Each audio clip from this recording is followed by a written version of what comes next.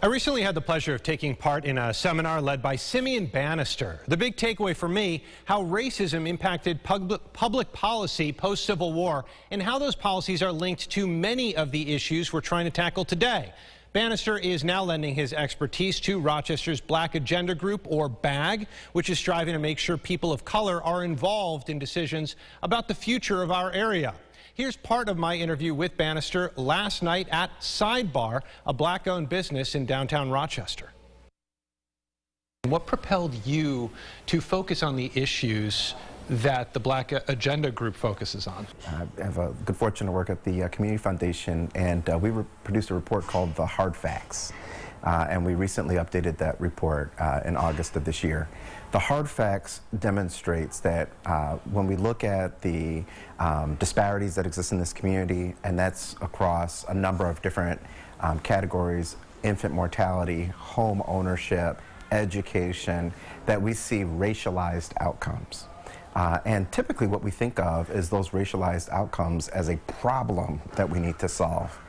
Instead, they're an opportunity to create equity and parity, and in so doing, then we create a stronger region, and a stronger region that's more vibrant and more economically viable. When BAG states that racism is a health crisis, what do they mean by that? When we look at a number of these disparate outcomes that we see, and COVID-19 has absolutely revealed it again, that racism plays itself out in the social determinants of health, there's nothing biologically different about people of color that made them more susceptible to COVID-19 than anybody else. That there were socioeconomic conditions that are a function of race that played themselves out.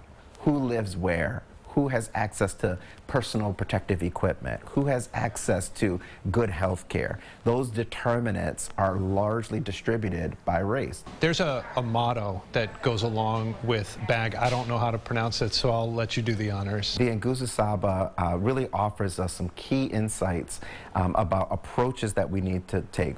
Umoja tells us that we need to be unified. Kujichagulia tells us that we need to be self-determined, that we need to name ourselves and create, for ourselves. Ujamaa tells us about collective work and responsibility and cooperative economics. Nia tells us that we need to have a sense of purpose. Kuumba, creativity, and Imani is all about faith, believing in one another, believing in our leadership, so that we can ultimately see results. Those principles are certainly universally applied, but particularly potent for communities of color, and particularly for the African American community.